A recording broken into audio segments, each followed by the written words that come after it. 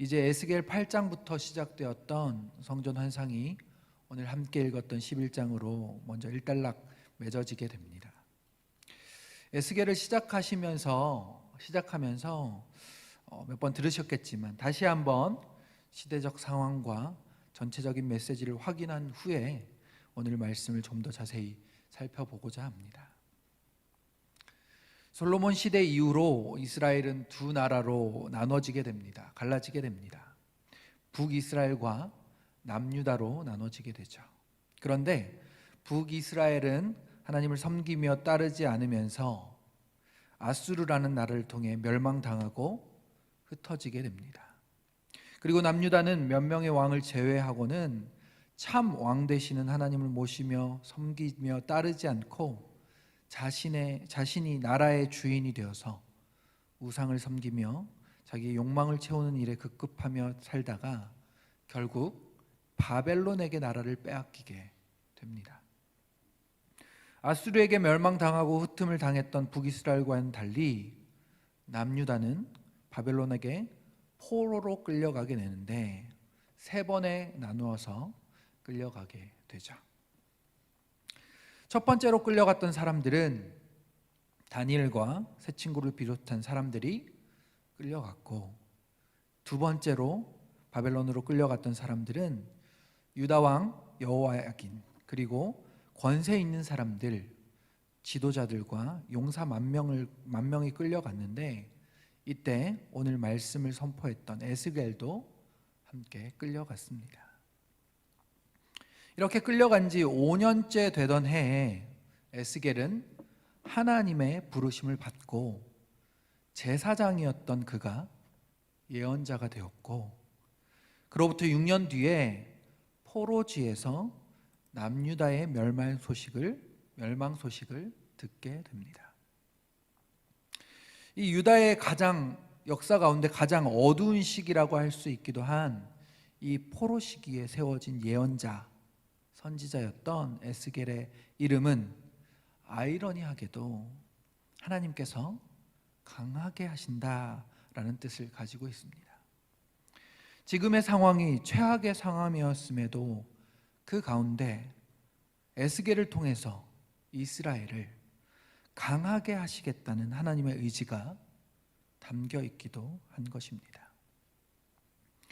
어찌되었든 이 에스겔은 전체의 메시지 가운데 어떤 사건을 계기로 분위기가 확 전환되는 것을 볼 수 있습니다. 바로 남유다 멸망 소식인데요. 남유다의 수도 예루살렘이 망하기 전까지는 유다의 불순종을 지적하고 그들에게 임한 심판의 경고를 계속해서 해 나가면서 회개에 대해 그리고 믿음으로 주님 앞에 나아가도록 촉구하는 말씀이었습니다. 그 대표적인 말씀이 에스겔서 3장 7절입니다. 제가 읽어드리겠습니다. 그러나 이스라엘 족속은 이마가 굳고 마음이 굳어 내 말을 듣고자 아니하리니 이는 내 말을 듣고자 아니함이니라. 오늘 말씀에도 예루살렘이 심판받을 것임을, 그 예루살렘에서 여호와의 영광이 떠날 것임을 강하게 에스겔이 예언하고 있는 것처럼 말입니다. 그러다가 예루살렘이 망한 뒤에는 오히려 희망과 소망의 메시지를 에스겔이 전하기 시작합니다. 에스겔 36장 26절입니다. 또 새 영을 너희 속에 두고 새 마음을 너희에게 주되 너희 육신에서 굳은 마음을 제거하고 부드러운 마음을 줄 것이며, 그렇게 백성들을 위로하며 평화와 축복의 메시지를 하나님으로부터 에스겔이 전달하고 있는 것입니다. 그러면서 미래의 구원과 회복과 영광을 선포하고 있는 것이죠. 전체적으로 이러한 흐름 가운데 지금 11장에서는 아직 심판에 대한 경고와 그들의 회개함으로 믿음으로 주님 앞에 다시 나가도록 말씀을 전하고 있는 상황입니다. 특별히 예루살렘 성전의 환상을 통해서 8장부터 11장까지 말씀하고 있는데요. 바벨론 포로로 끌려온 상황에서 1600km나 떨어진 예루살렘에 영적인 상태와 내부적으로 일어나고 있는 일들을 환상으로 하나님께서 에스겔에게 보여주시면서 예언하시게 하는 것입니다.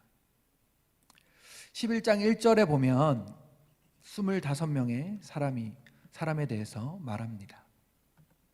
그들은 백성의 고관, 즉 지도자들이라고 설명합니다. 그러면서 이들의 행위에 대해서 2절과 3절을 통해서 이렇게 말하고 있습니다. 2절과 3절을 함께 읽어보겠습니다. 시작.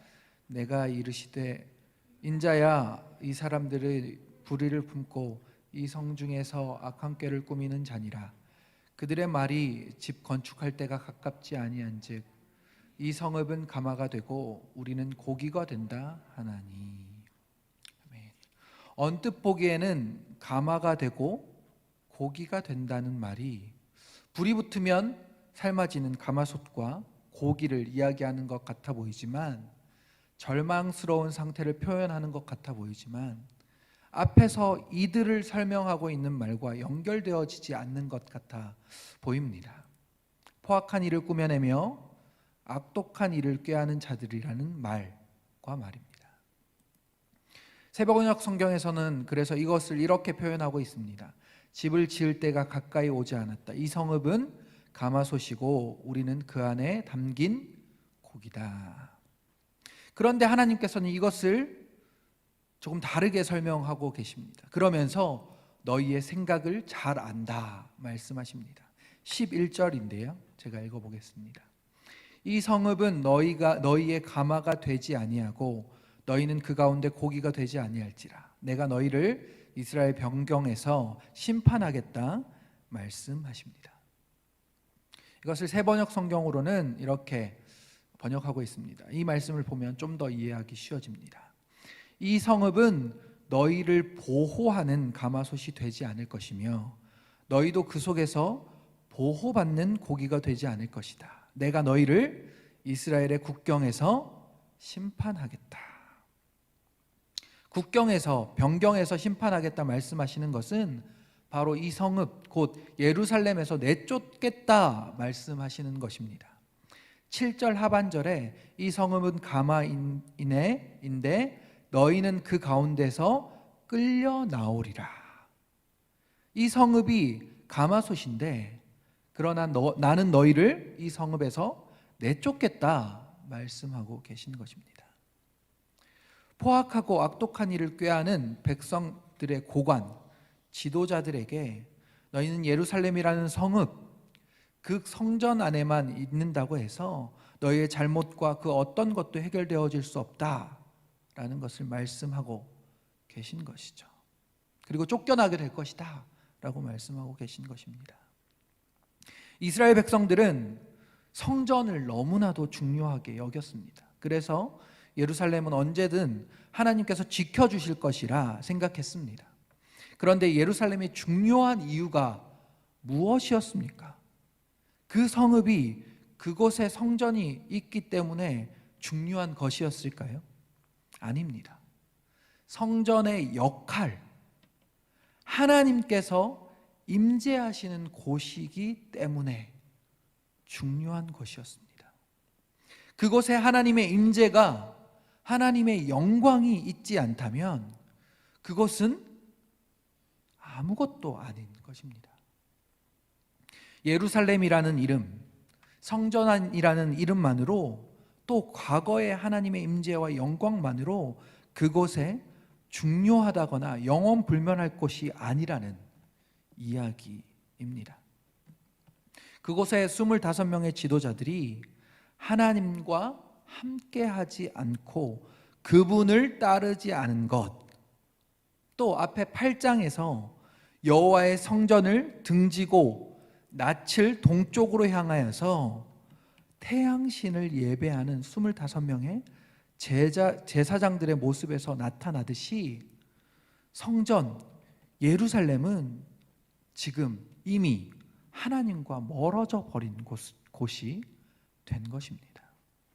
이름만 성전이었고 전혀 거룩하지 않는, 하나님의 임재도 없었고 하나님을 예배하는 곳도 아니었던 것입니다. 그 거룩함으로 하나님의 공동체, 이웃을 사랑하는 공동체가 아니었던 것이죠. 우리를 돌아보면 좋겠습니다.